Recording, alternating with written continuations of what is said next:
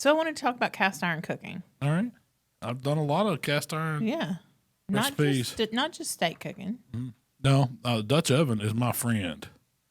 I use it for a lot of stuff. Oh, you didn't? It's great for braising. I've cooked everything in it from chili to beans to cooking a pork butt down for, like Mexican style tacos or doing a chuck roast. I've done lamb, broke lamb shoulder down in it. Oh, yeah. I think you've done short ribs in it. Short ribs. Cast iron is great to cook in. Oxtails. Yeah. Oh, man, those are so good. Yeah. Those are you so do good. chili and. Yep. Chili's great in cast iron. Cast iron, I love cooking in cast iron because it radiates heat so well. So once you get it warm, it's easy to keep it warm, and it's for long cooks. Dutch ovens are just awesome. They're braziers. They're as good as wrapping anything up in a pan or full or anything like that. You can hold all of it in there. The lids fit down tight. You can bake in them. There's there's a lot of dessert recipes you can do. Cobblers. I think I've done a cobbler in one. Cornbread.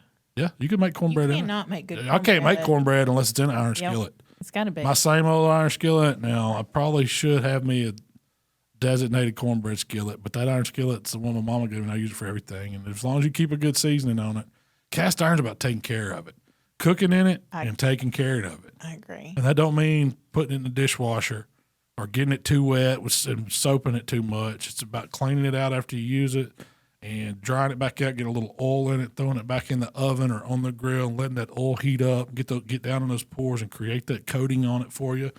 And if you take care of it, it'll last you forever. Yeah. You'll pass it down to your kids, and they'll get it from their kids. It's really, it's great. It's a great piece of kitchen equipment. Yeah. When I was younger, I was given some cast iron, and I did not take care of it. You rust it. But the great thing about it, though, even as bad as it gets, you can get it back a lot of times. I've seen some people. I've watched videos of people recovering. Like they'll throw it in a fire and get it back, get it screaming hot, and then get it scrubbed back down, get all that oxidation off it from the rust, and re-season it. That's part of it. Seasoning a cast iron skillet, that's something I had to learn. Yeah, kind of the hard way. Because if you put too much oil in your cast iron skillet and put it in there, it'll get sticky. Oh, yeah. It'll get really, really sticky. So when you season your cast iron, you've got to rub it lightly with oil and turn it so that the oil can drip. That's what I do. I put it upside down on a rack, set it in there and set a drip pan under it. Yep. And it's not about high heat in your oven. You put it in a low oven and just leave it in there for hours. That's how. So normally if I get a new piece of cast iron, a lot of them will say they're pre-seasoned or whatever, but that just means they have some kind of coating. I'll wipe it down good, rinse it with some water. If you do, get it dry. A lot of times I'll put it on an eye on the stove, get it hot again, get it real hot, then turn that heat off. You get all the water off. Make sure I get it in because that dry, it evaporates that water quick. Yeah. And then I'll put me a light coat of oil on it and stick it in the preheated oven. That's how I do it. So when I first started taking care of cast iron and seasoning cast iron, I thought the more oil, the better. Yeah, I'm gonna and it gets gummy in the bottom or whatever. Yeah.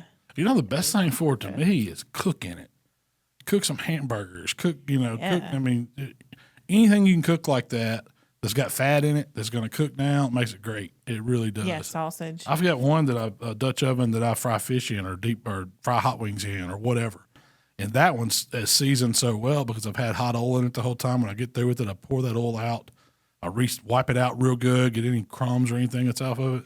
Get it on some heat, rub it back down with oil, put it in there and re-season. And it's got such a good, it's virtually non-stick because of the way I've cooked with it. And man, it's one of the best pieces I have. And it's not an expensive Dutch oven. It's just a Lodge I got. They're not expensive items, No, they're not super. They have some of those enamel coated ones that get expensive and stuff. And I like some of those. We've got some Le Creuset. Yeah. That's, I use it for a lot of stuff. Making, casseroles or something. Mm-hmm. They work great, but that's a different kind of, I don't consider those my cast iron. Those are more of your cooking stuff or whatever. So what's some of your favorite things? Grilled cheese. You cannot cook a good grilled cheese sandwich unless you have a cast iron skillet. And I have one that is completely flat. It doesn't have any sides. It's perfect for pancakes. It's perfect. It's the grilled cheese cooking machine. Mine, best thing, you can't cook without it.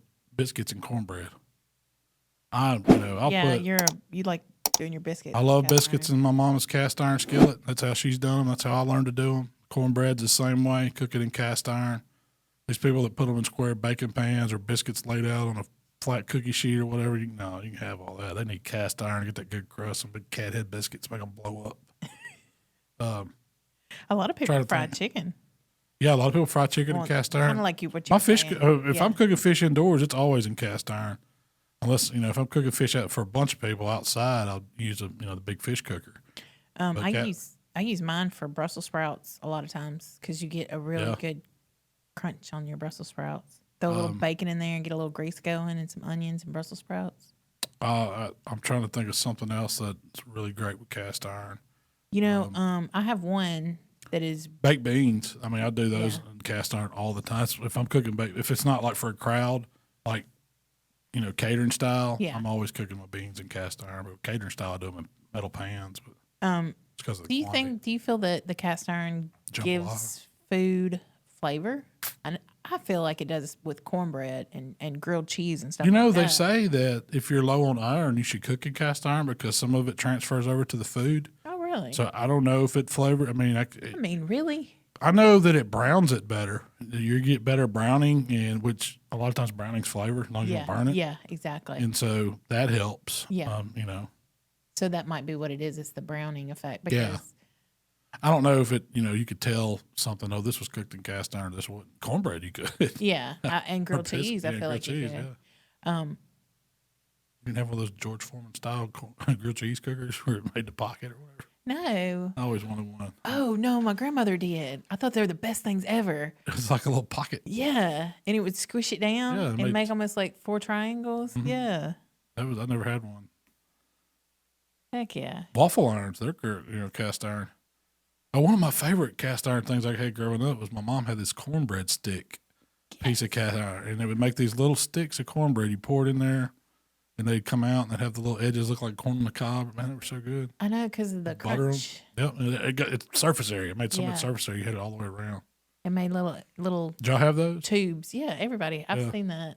That's a popular cast iron. I couldn't tell you the last time I've had one of those. So how do you clean your cast iron? Well, now I have chainmail.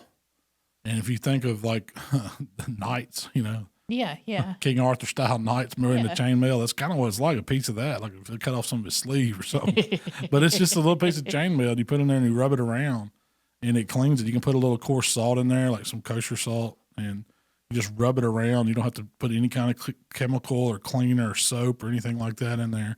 It takes everything off, and then you can wipe it out and then get it warm and then oil it and then put it back in the oven and season it the same way, and it does really good. I also have a brush. It's like made for cast iron. It's kind of a stiffer bristle brush for scrubbing. Don't ever use like a SOS pad or some kind of abrasive scrubber or something. Use something that's made specifically for doing the cast iron. But most of the time, if you screw it up, you're gonna have to scrape it down and do whatever you can because I've done it. I've screwed cast iron up and then start over, reseason and all that. Took it down to the metal. But most of the time, when I'm done cooking with my cast iron, you should just be able to wipe it down. Yeah, it should be able to wipe out. out. Make sure it's clean, and that's it. Heat it up, re-oil it. Yep. And reseason. I always, even if I'm cooking cornbread or biscuits, I wipe it out, put a little more oil in it, wipe it around, get the excess out, stick it back in the warm oven I just cooked in, let it sit there.